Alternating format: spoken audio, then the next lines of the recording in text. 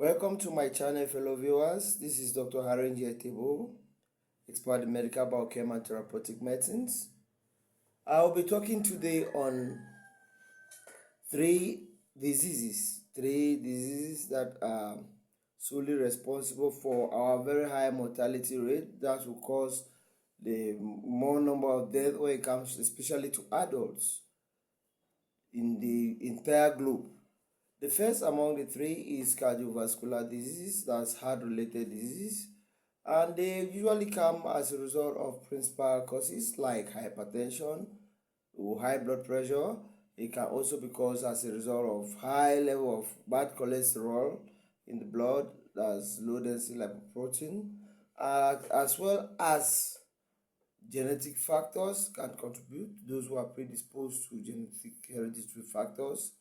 And I'll not rule out obesity or overweight that can lead to obesity can also be a contributing factor for these cardiovascular diseases. Now, looking at the three factors, the first being hypertension, we have to always make a check, like I've said on always reiterated in my videos. Always go for a check, ensure your BP is at check with your doctor. This time, we don't necessarily have to go to the hospital to know your blood pressure. You are supposed to have a blood pressure machine at home that is for family use or your personal use. You check your blood pressure regularly because it fluctuates. It's rare to see the blood pressure of a human being to be the same after checking. It's very, very rare. And I'll advise that those who have family relations, that's why we talk about genetic factors, always check more often because you are predisposed to your chances of having the hypertension is higher, especially when you don't manage your diet and other social habits properly, like alcohol, sedentary lifestyle. Now, the second part is cholesterol. We should be selective in what we eat. Look at the cholesterol content of our foods. We should know that there are some foods that are too rich in bad cholesterol, the low density lipoproteins, as well as triglycerides, like bottled vegetable seed oils, like some animal fats. Those are all good potential sources of cholesterol. So we should try to examine the quality of cholesterol that is contained in anything we take as food. Thirdly, obesity, overweight, that leads to obesity. There are two different aspects of health. Overweight is not the same as obesity. When you have your normal weight, you can climb up to overweight, after which you can get to obesity depending on your height and size. Now, when you are obese, it has a lot of negative effect on health, a lot of disadvantages, and one of it is cardiovascular disease, heart-related diseases, shortness of breath. All that should be checked. Check that with your doctor. Overweight does not mean going to the gym. Cutting down weight or managing obesity is not about going to the gym. The gym does not add, you will not be able to manage your weight if you don't change your diet. Exercise goes with change of diet plan. That's why so many people go to the gym and still cannot be able to manage weight. They cannot cut down their weight because they still consume the same food stuff that has contributed to the weight gain.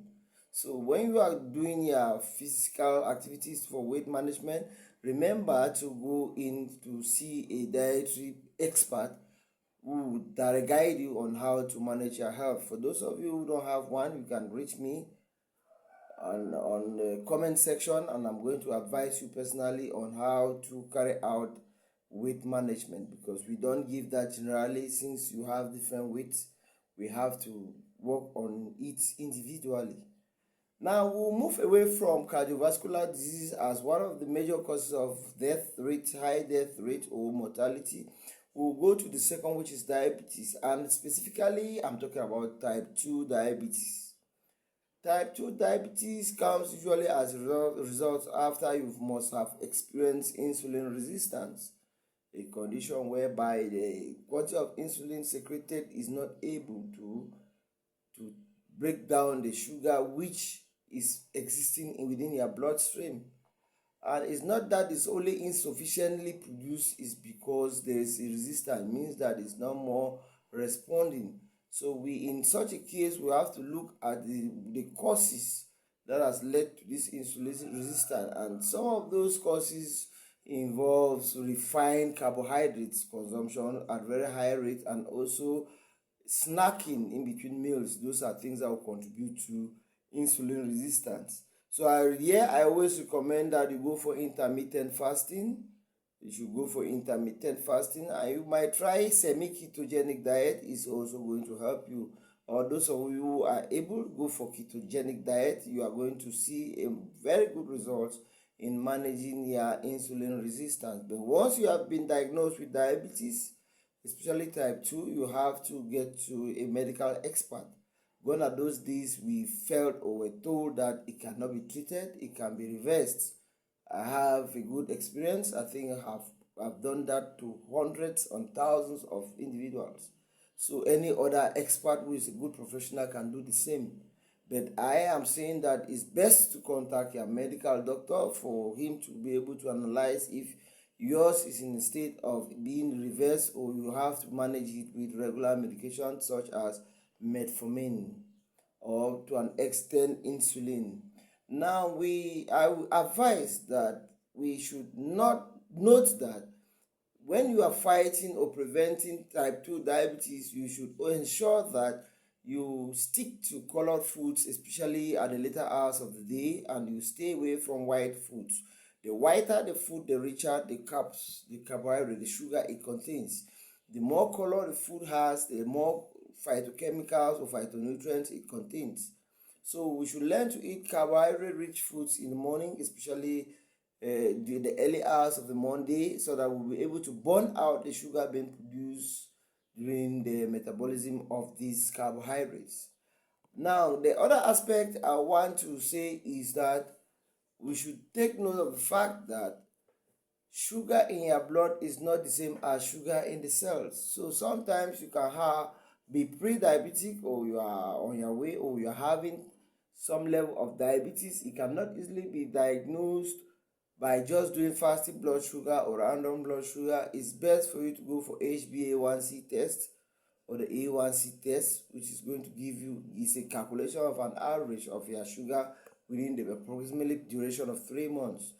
That will be able to guide your doctor to know if actually you are diabetic, or your chances of diabetes is higher or lower.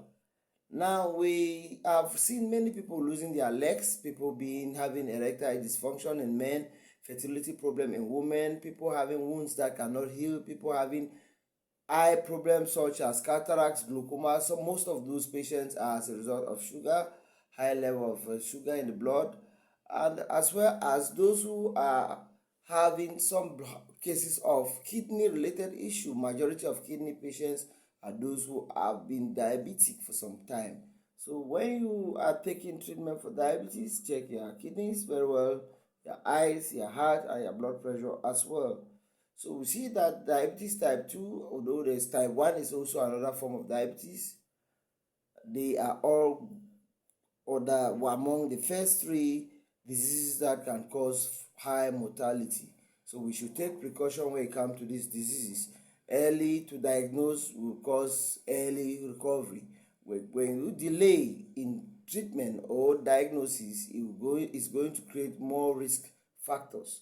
Third on our list when it comes to diseases that have high mortality rate within the human race is cancer.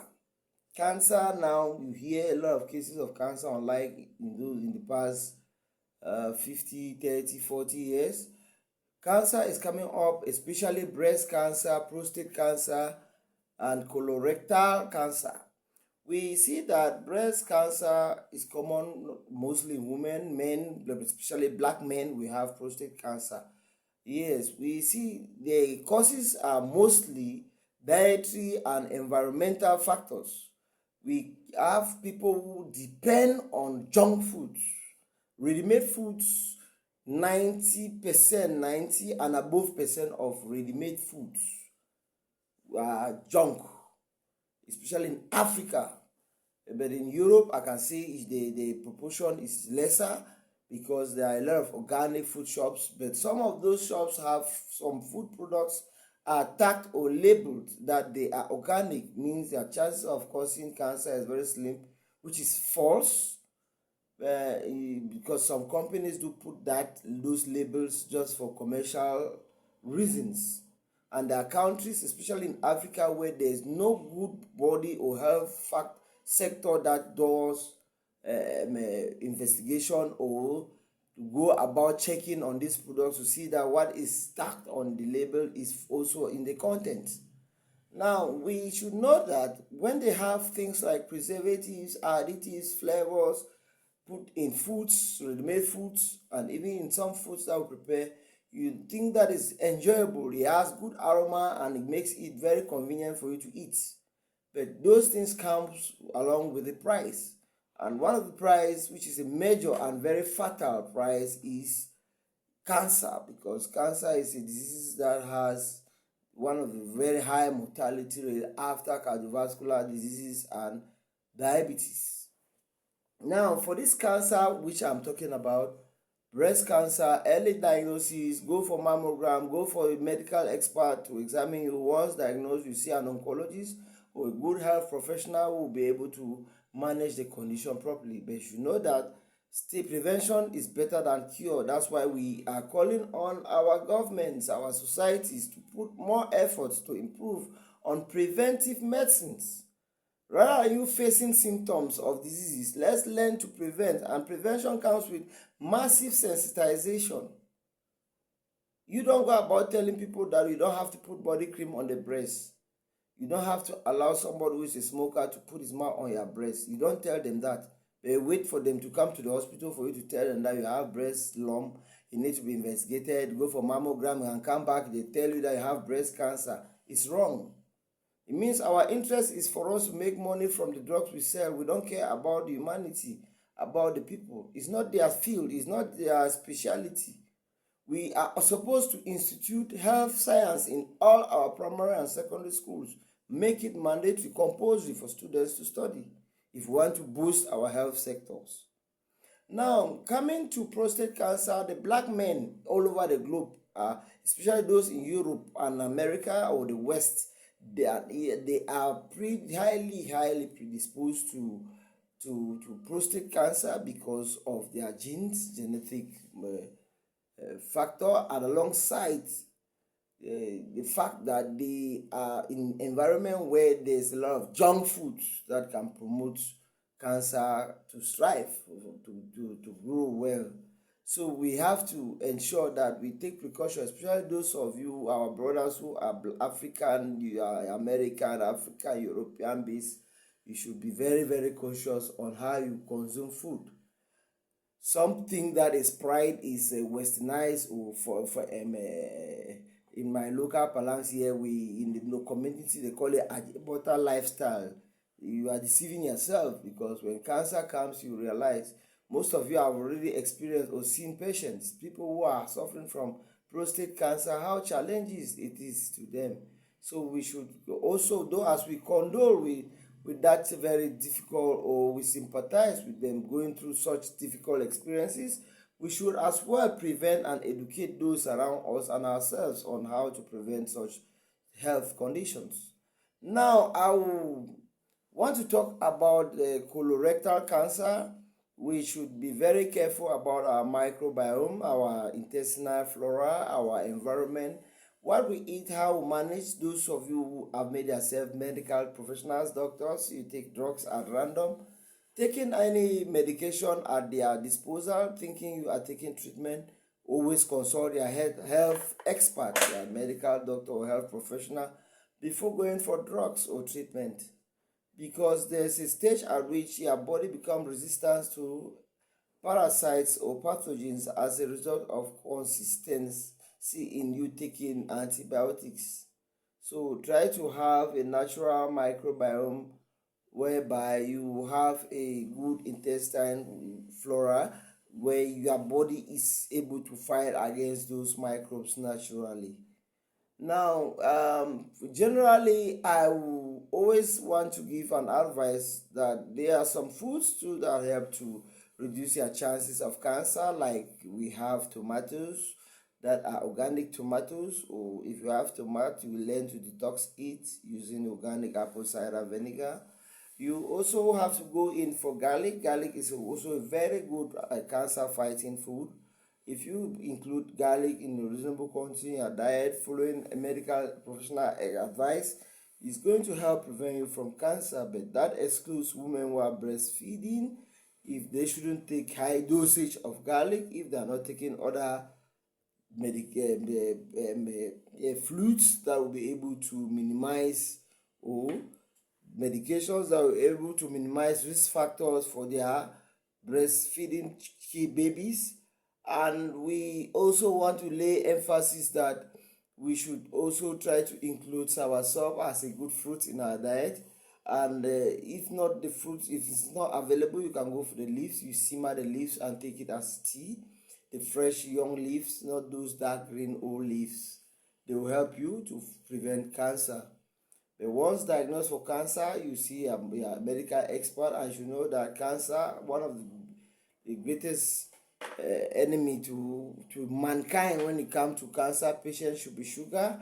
You have to cut down your sugar intake if possible. You reduce it drastically to ensure that your cancer, if you are already a patient, the rate of development should be as low as possible. Thank you, ladies and gentlemen, for viewing my video. And I wish that those of you who have questions with respect to what I've said, you can drop your question on the comment section. I'll be ready to and happily respond to your questions. And as well, I would like you to press the thumb up to encourage the video, and also share this video. That's my priority, to those who are far and those who are near and those who are your friends online, to enable a greater sensitization campaign, because that's the goal of me setting up this video. Thank you for watching, and bye bye. See you during my next video.